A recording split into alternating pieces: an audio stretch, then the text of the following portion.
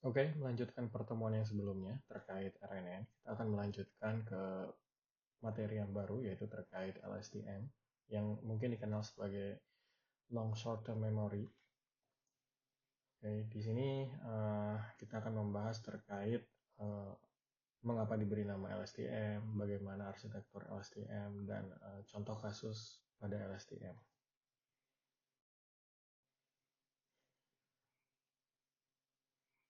Oke, yang akan kita bahas nanti juga di dalamnya adalah terkait LSTM forward dan backward. Yaitu forward itu adalah ketika kita mengaplikasikan sebuah arsitektur sederhana LSTM dan kita juga nanti melakukan backward terkait LSTM tersebut. Di dalam latar belakang di sini kita sudah mengenal terkait RNN. RNN itu adalah jaringan saraf tiruan yang dirancang untuk mengenangani data berurutan seperti teks atau video. Lalu di sini juga terdapat masalah terkait vanishing atau exploding gradient. Masalah dalam pelatihan RNN di mana gradien bisa menjadi terlalu kecil atau vanishing dan terlalu besar atau gradien yang menyebabkan kesulitan dalam pembelajaran model. Kalau dilihat di sini yang dimaksud dengan exploding gradient itu ketika kita mau menghitung gradien terhadap bobot, maka nanti apabila nilainya di atas 1, umumnya itu akan menjadikan nilai gradiennya itu semakin besar dan akhirnya menjadi exploding.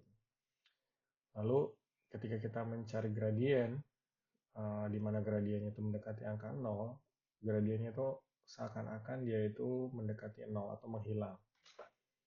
Atau kita kenal dengan nama vanishing gradient.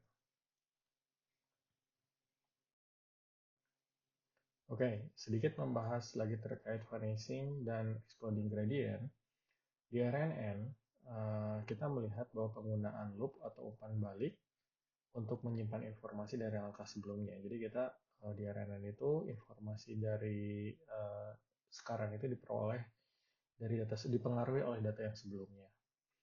Dan kita juga menggunakan informasi tersebut untuk memproses langkah berikutnya dalam urutan data. Jadi data yang sebelumnya akan dipakai untuk yang sekarang dan data sekarang akan mempengaruhi langkah selanjutnya. Di sini kita bisa menggambarkan sebagai jaringan feed forward yang memiliki koneksi ke langkah sebelumnya. Lalu di sini jika bobotnya itu lebih besar dari 1, misalnya 2, nilai akan terus bertambah dan menyebabkan exploding dari gradien tersebut. Lalu jika bobotnya lebih kecil, misalnya 0,5, akan mengecilkan secara eksponensial sehingga menyebabkan vanishing gradient. Kalau kita lihat, kita punya input. Di sini misalnya kita punya weight-nya lebih besar daripada 1, maka di sini akan, contohnya di sini kita ambil 2 nilainya, maka weight-nya itu maka akan dikali 2 dan kali 2 berarti nanti nilainya akan besar. Dan bermasalah ketika kita akan menghitung gradiennya karena angkanya di sini sudah menjadi besar. Lalu vanishing gradient ketika nilainya itu kurang dari 1 atau lebih mendekati 0, maka seakan-akan nanti nilainya menghilang ketika bentuk dari cell setnya itu semakin banyak. Di sini dilihat, misalnya kita punya kedalamannya itu 50, maka kalau exploding gradient berarti nanti misalnya input dikalikan 2 pangkat 50. Lalu nanti inputnya lagi, kalau misalnya vanishing berarti inputnya dikali 0,5 pangkat 50. Ini nanti bermasalah ketika nanti kita mau mencari gradiennya. Nah, karena vanilla RNN yang kita lihat itu yang bentuk sederhana memiliki kelemahan terkait vanishing dan exploding gradient, maka LSTM muncul untuk memperbaiki masalah tersebut. Oke, jadi di sini kita menggunakan mekanisme memori yang lebih kompleks sehingga lebih efisien dalam melakukan tugasnya. LSTM di sini dibilang umumnya digunakan untuk pemrosesan bahasa alami atau yang kita kenal NLP, lalu ada analisis urutan waktu, dan prediksi data sequential. Nanti bentuk arsitekturnya secara sederhana seperti ini nanti kita akan jelaskan dengan detailnya. Jadi biasanya nanti ada beberapa konsep yang namanya itu adalah gate. Nanti ada forget and get, ada input get, sama output get. Sebelum masuk ke arsitektur, kita mungkin mengenal dulu terkait LSTM. Kenapa dinamakan long short term memory? Nah, kalau kita lihat bentuk RNN itu secara sederhana seperti ini. Nah, bentuk ini kita modifikasi menjadi bentuk yang nanti menyimpan semua informasi. Ya, ini kita akan kenal sebagai long term memory karena ini akan menyimpan semua informasi dari awal sampai yang sekarang. Lalu kita juga bakalan punya short memory yang dilihat short memory itu hanya dari langkah yang sebelumnya. Jadi kalau dilihat di sini yang hijau itu kita bilang long term memory. Sedangkan kalau yang short term memory itu kalau kita lihat itu hanya dipengaruhi oleh cell state yang sebelumnya saja. Kalau dilihat yang terakhir ini berarti dipengaruhi dari yang ini. Dan yang ini dipengaruhi dari yang ini. Sedangkan kalau yang long term memory, informasinya diperoleh dari semua cell state ini, dirangkum menjadi satu. Jadi mengapa itu dibilang sebagai long dan short term memory? Nah di LSTM, secara umumnya arsitekturnya itu berbentuknya seperti ini. Jadi di sini LSTM adalah bentuk yang lebih kompleks dari RNN, di mana LSTM memiliki unit yang lebih rumit dibandingkan RNN karena memiliki gate, di mana gate ini memiliki mekanisme yaitu ada forget, input, dan output gate.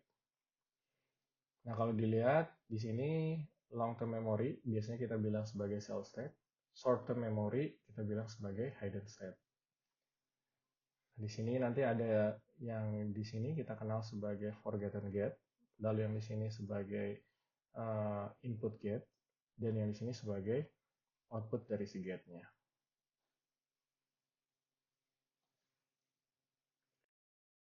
Di LSTM kita akan menggunakan dua fungsi aktivasi. Yang pertama sigmoid. Jadi nanti kalau ada gambar ke depannya dengan bentuk biru berarti kita pakai sigmoid, dan lalu yang orange ini kita menggunakan fungsi tanha. Di sini dibilang kalau kita pakai sigmoid rentan nilainya antara 0 dan 1. Ini katanya menentukan seberapa banyak informasi yang harus diteruskan atau dibuang. Jadi ini tuh kita menggunakan si sigmoid itu untuk mengatur seberapa banyak kita mau menentukan informasi yang nantinya akan kita teruskan atau kita buang. Lalu di sini ada fungsi tanha. Nah, jadi di sini kenapa ada nilainya negatif 1 dan 1? Karena dia dapat menangani nilai negatif dan positif dengan baik. Tujuannya itu seperti itu. Lalu selanjutnya di sini kita lihat LSTM punya 3 gate utama yang nanti bisa mengatur aliran informasi.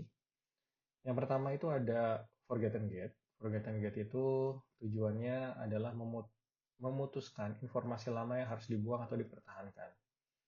Jadi pada forgotten gate ini kita melihat dari informasi sebelumnya, lalu nanti kita atur seberapa banyak nanti informasi yang harus dipertahankan. Lalu selanjutnya ada input gate. Input gate itu kita nanti menentukan informasi baru yang akan disampaikan atau ditambahkan ke dalam memorinya. Lalu ada output gate, mengontrol informasi yang akan digunakan sebagai output. Jadi nanti kita lihat di sini kita bakalan punya ada 3 gate. Dan di sini ketiga gate ini bekerja sama untuk mencegah vanishing dan exploding gradient. Sehingga LSTM dapat mengingat informasi jangka panjang yang lebih baik jika dibandingkan dengan RNN.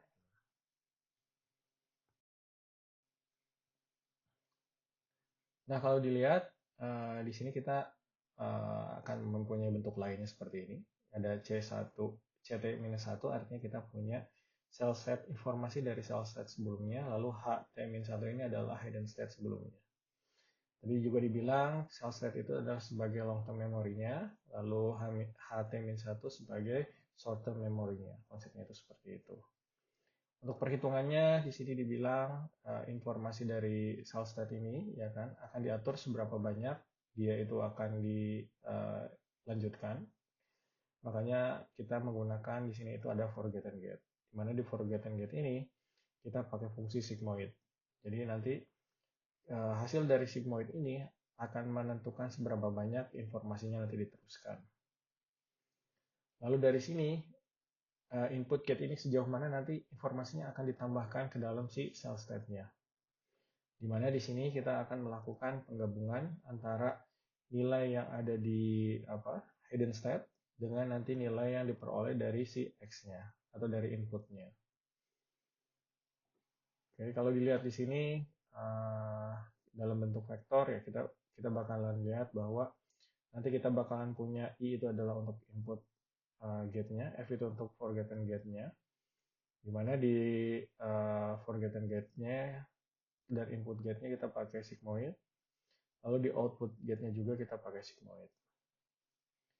Lalu nanti kita punya di input gate itu ada juga penggabungan di sini kita mengalihkan informasi dari sigmoidnya dengan tanhanya. Oke, nah biasanya yang dari sigmoid ini dipengaruhi oleh dengan HT-1-nya atau nilai dari hidden state sebelumnya. Lalu tanha ini diperoleh dari hasil nanti pengalihan dengan input atau X-nya. Lalu di sini juga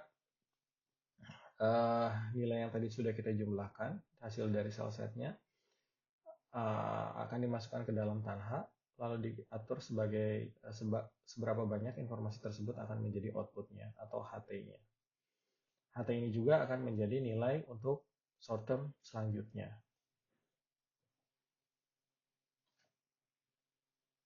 Nah, oke, kalau kita lihat di sini kita punya forgotten get. Forgotten get itu kita menggunakan fungsi aktivasi, di mana kita bakalan punya WF, ya kan? Kalau di sini berarti W itu adalah bobotnya.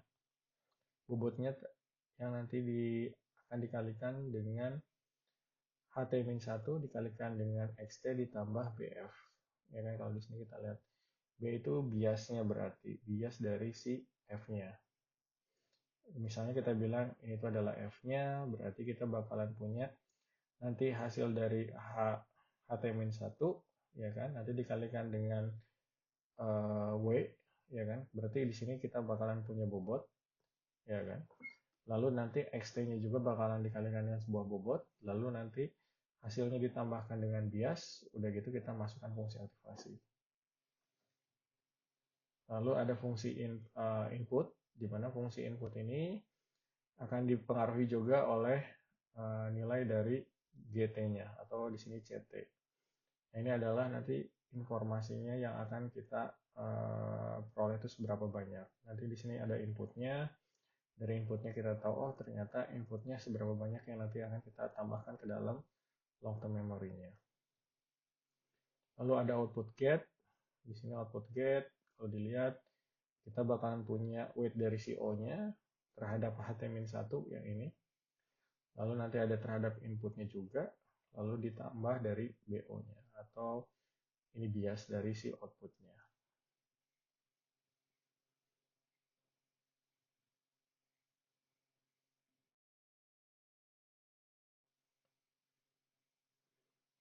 Nah, lalu untuk forgotten get-nya di sini, nilai dari forgotten get-nya itu akan hasilnya dikalikan dengan CTmin 1 atau nilai cell state sebelumnya. Makanya di sini ada ya, dikalikan dengan CTmin 1. Lalu ditambah lagi dengan I. Oke.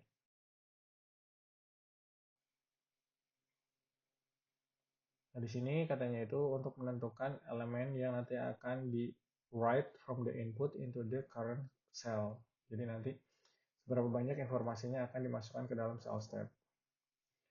Nah, di sini kalau dilihat kita bakalan punya nilai I-nya akan dikalikan dengan G-nya. Seperti itu.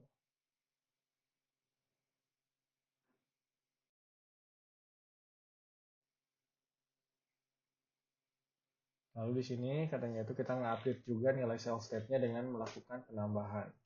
Ya kan di situ.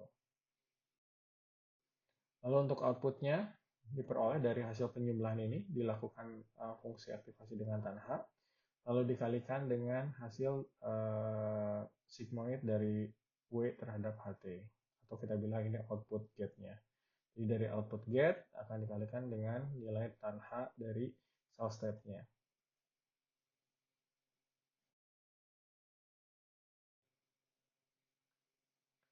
Oke, di sini dibilang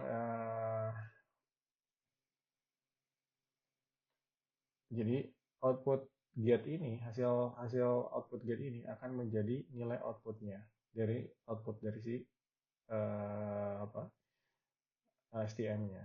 Nah, di sini ini juga akan menjadi nilai HT atau nilai untuk cell state selanjutnya.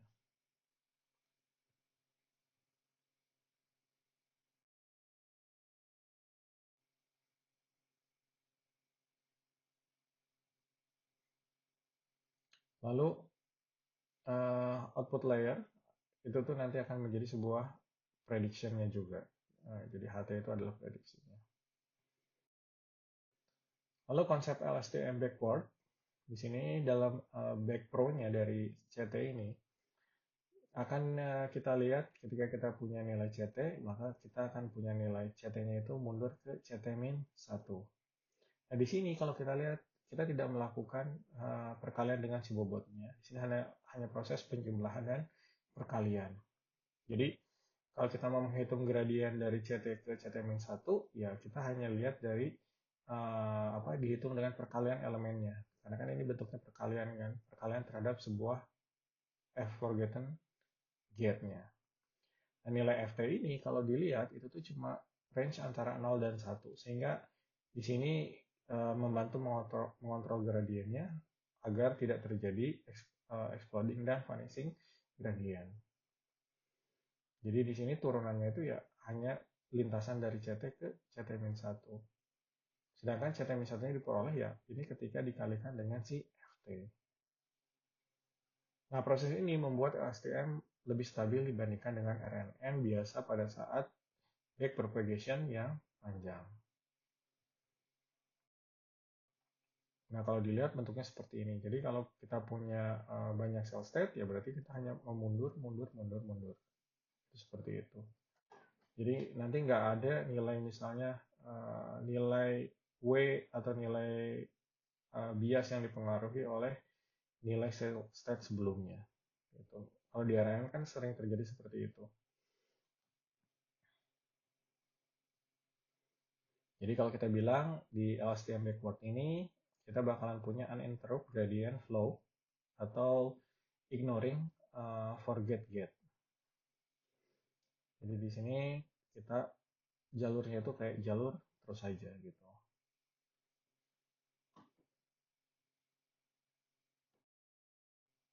Oke, kita masuk ke contoh LSTM. Di sini kita bakalan punya CT-1 atau cell state sebelumnya dengan nilai 0,6.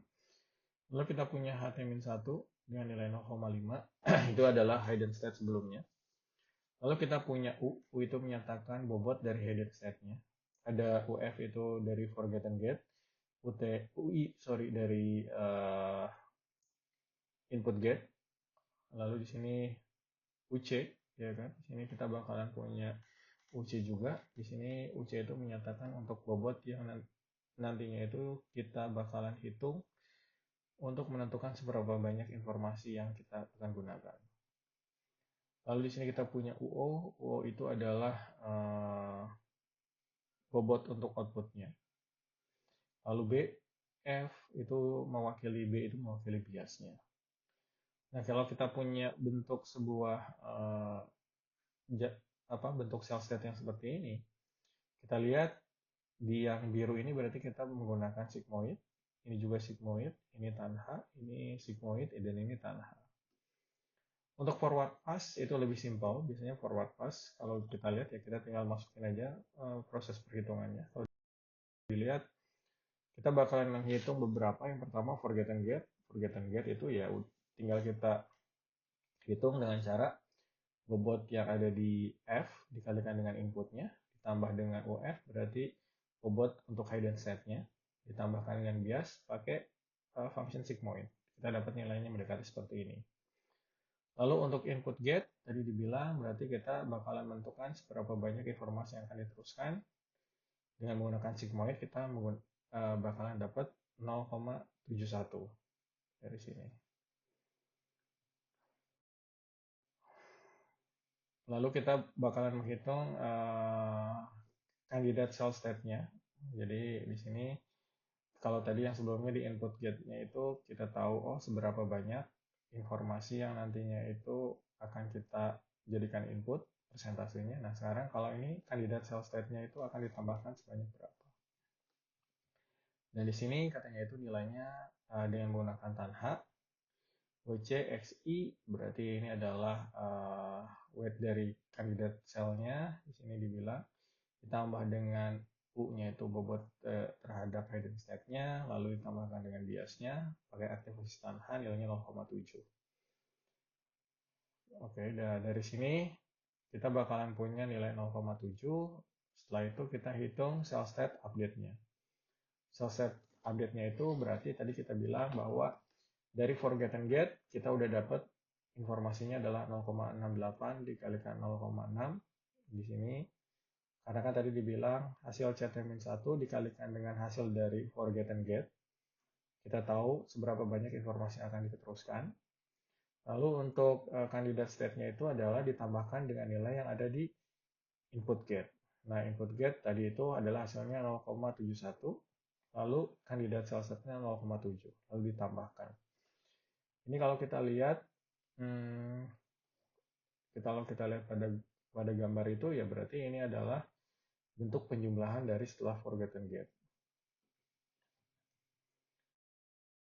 Lalu di sini output get-nya, di output get-nya ya berarti kita tinggal menghitung nilai sigmoidnya dari WO, berarti WO itu weight dari si outputnya, XT itu adalah inputnya, tambah UC ya weight bobot dari si hidden state-nya ditambahkan dengan biasnya. Sini mendekati 0,68. Nah, untuk outputnya kalau dilihat, berarti kan tadi kita tahu bahwa kita harus tahu dulu output gate-nya berapa, lalu hasil dari kandidat selnya itu, kandidat cell state-nya itu akan dimasukkan ke dalam fungsi aktivasi tanha. Hasilnya itu lalu akan dikalikan dengan output gate-nya, sehingga hasilnya 0,49. Nah, dari sini kita udah punya input gate, forget and get, sama output gate-nya itu berapa. Dan kita akan udah punya nilai HT-nya, output-nya itu berapa juga. Nah, sekarang di backward pass-nya, kita akan melakukan ya seperti biasa, kalau backward pass itu kita ngitung gradiennya. Misalnya seandainya kita bakalan punya turunan dari loss-nya itu terhadap si HT-nya itu nilainya 0,1. Nah, kalau kita punya 0,1 ya, seperti biasa kita gunakan chain rule. Di sini ya chain rule-nya itu yang pertama ini adalah untuk output gate-nya, kita bisa ngitung. Yang pertama kalau untuk output gate-nya ya loss-nya berarti LH ya kan di sini, lalu H-nya terhadap apa di sini O-nya. O-nya itu ya berarti dia adalah output-nya.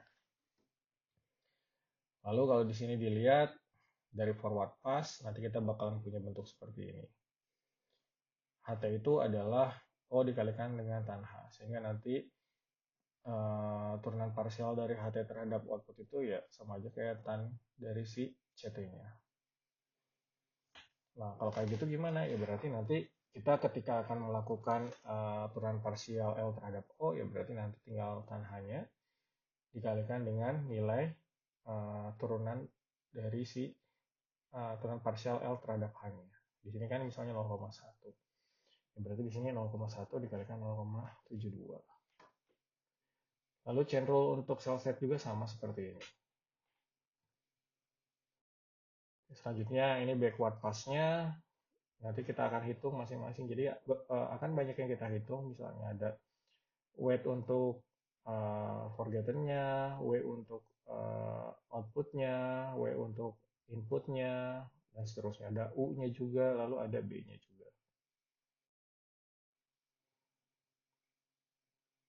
Lalu di sini ada back propagation dari CT ke CT-1-nya, ya kan di sini. Kalau kita lihat ya back propagation ini sebenarnya L CT-1 ya turunan dari si L terhadap CT, lalu CT per CT-1. Nah, turunan dari CT terhadap CT-1 itu adalah fungsi F kan. Jadi nanti kalau kita punya nilai CT ke CT-1-nya, ya sebenarnya kita bakalan punya nilainya seperti ini. Jadi cukup dikalikan dengan si nilai FT-nya itu berapa. Oke, di sini dibilang itu CT itu adalah FT dikalikan CT-1 ditambah IT dikalikan C top IT. Nah, di sini kan CT itu mewakili kandidat, ya kan? Kandidat yang katanya itu sama aja kayak FT. FT itu adalah kalau dibilang forgotten gate-nya dikalikan dengan CT-1 cell set sebelumnya ditambah dengan IT. IT itu adalah input dari siapa? Input dari gate yang sudah kita hitung sekarang. Yang sekarang T itu time biasanya menentukannya.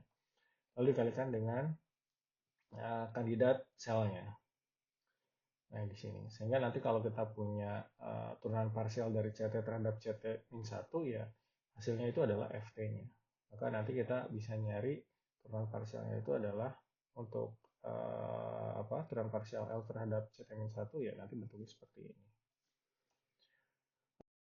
Atau kalau kita mau yang lebih komplit, ya kita bisa hitung seperti ini. Misalnya kita punya L itu adalah YT min HT kuadrat, kan L itu kemarin kita sempat bahas, L itu adalah loss function yang nantinya kita gunakan, tergantung untuk ngitungnya pakai apa. Ada mean square error, ada RMSE, atau misalnya kita punya fungsi yang lain, nah itu terserah. Nah, jadi kita melihat L-nya itu adalah fungsi loss yang digunakan. Misalnya di sini kalau kita mau ngitung terhadap output gate, ya berarti nanti kita akan menghitung loss terhadap WO, loss terhadap U-nya, loss terhadap biasnya. Jadi weight, bobot terhadap weight-nya, lalu bobot terhadap hidden set-nya, dan biasnya. Oke, nah kita bisa menggunakan chain rule yang seperti ini. Lalu ini untuk forget and get, kita bakal punya chain rule yang seperti ini. Lalu dan ini untuk adalah input gate-nya. Oke, itu saja untuk pertemuan LSTM. Jadi pembahasannya mungkin sampai sini saja. Atas perhatiannya terima kasih. Semoga informasinya bermanfaat untuk kalian semua.